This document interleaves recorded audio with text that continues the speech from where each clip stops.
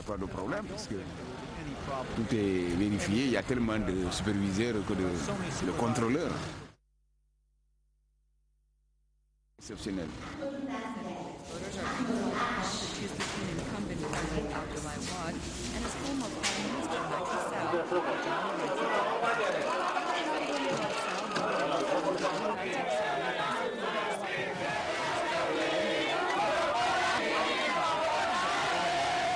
Je suis plus que confiant, je suis rassuré même.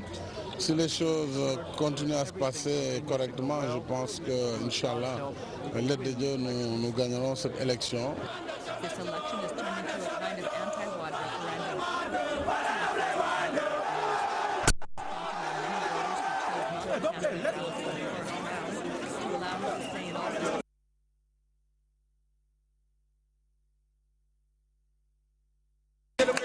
Ce qui importe, ce sont les gens qui vont voter.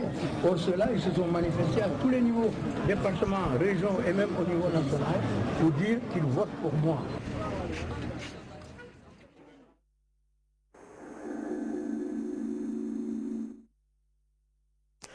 Well, many apologies for not having the English audio on that report. Calm is slowly returning to the streets of the Malian capital, Bamako, 3 days after soldiers seized power from President Amadou Toumani Touré, whose whereabouts remain unknown. The head of the junta, Captain Amadou Sanougou, met with French ambassador and other political leaders to reassure them that he will return the country to constitutional rule after ensuring national unity and territorial integrity. Highland rebels in the north are meanwhile taking advantage of the chaos to stage more attacks on government positions. We have more in this report.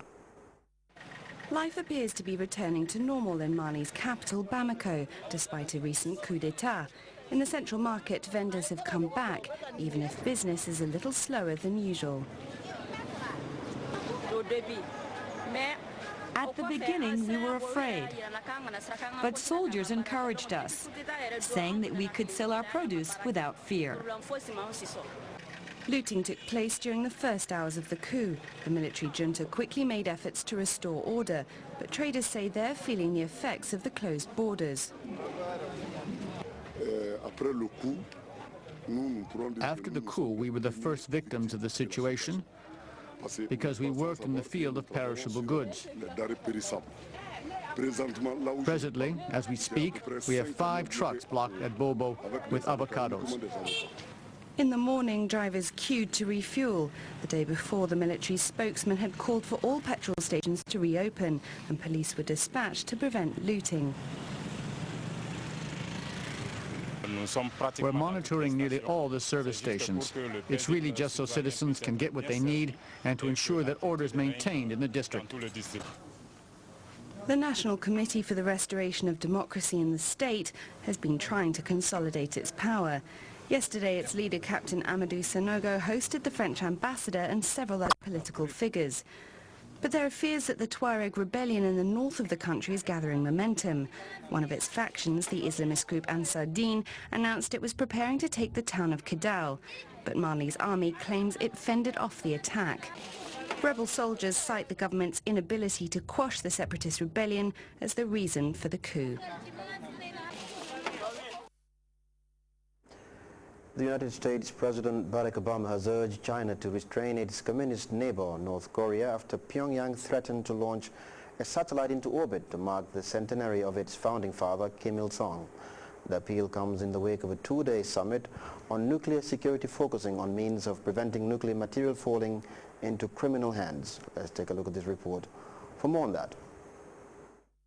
Barack Obama arrived in Seoul on Sunday, a day ahead of a global summit on nuclear security, to discuss with the South Korean president further sanctions against the North if it goes ahead with a planned missile launch. North Korea will achieve nothing by threats or by provocations. North Korea knows its obligations, and it must take irreversible steps to meet those obligations. On this, the United States and the Republic of Korea are absolutely united. President Obama also said that China needs to take a harder line against North Korea over its nuclear program. I believe China is very sincere that it does not want to see North Korea with a nuclear weapon. But it is going to have to it is going to have to act on that interest in a sustained way. In light of these comments, discussions with Chinese President Hu Jintao, who arrived later in the day, are expected to be strained. Earlier on Sunday, President Obama visited U.S. military at the heavily fortified demilitarized zone, which separates North and South Korea.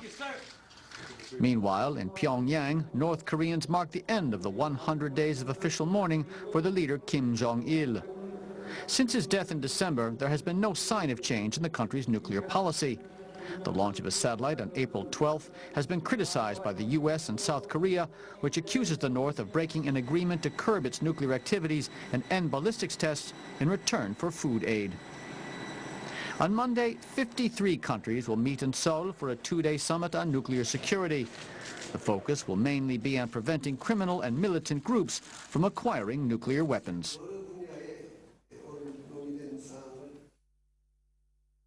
And time now to take another break. We'll take a look at the sports in just a moment.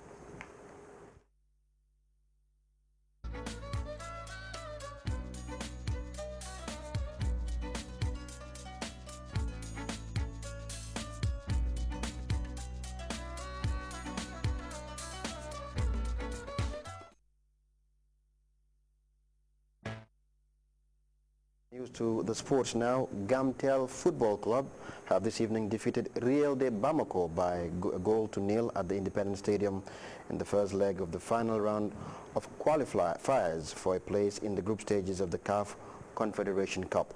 Gamtel scored deep into added on time from a Dudu Suso powerful header in the 92nd minute. The left fullback rose high above everybody in the box to head into the back of the net to give the Gambian side a vital home win. Gamtel's win came 24 hours after Brikama United's famous one draw with Esperance of Tunisia, capping a good weekend for Gambian clubs. The telecommunication boys are now in pole position to qualify for the group stages of the continent's second biggest club competition, with the return leg in Bamako in a fortnight. Details of that report by Mamadou S. Jallo will come in our subsequent bulletins. Let's now take a look at the headlines once again before we end this edition of the news. Conservationists and forestry experts have dissected the national action plan that should direct implementation of the Gambia tranche of the Great Green Wall for the Sahara and Sahel Initiative. The Secondary and Basic Education Minister has been sharing tips on how to be successful with student representatives celebrating International Aflatun Day. Senegalese police fired tear gas into crowds near the Dakar polling station where the incumbent Abdoulaye Wade cast his vote, and U.S. President Barack Obama has urged China to flex its muscles and stop North Korea from putting a satellite into orbit. You can follow that story and other GRTS programs live at our website, that is at www.grts.gm. There you can also monitor GRTS Radio Live. That's the news for the moment. Thanks for joining us. I'm Lamin Manga.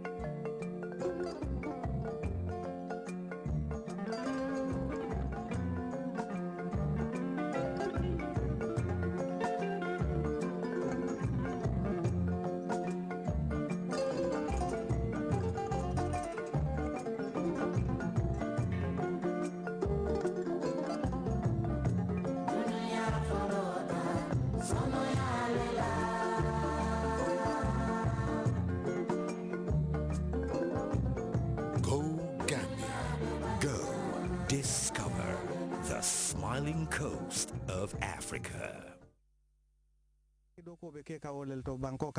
na tamon sa mfutata daminto wala mkuntawro wasuti ila gadin bato mi ya lonko ila sate o musolo mume o bebe jeleto gadino nyaton ko wala be lorinteng folo itondi ami sedi ami alla nyen gadino warata bake lafte sa fanya gadino la waro hectare gelle metela mirafe ndala mirafe hectare fla aninto gadi no nyin commence ta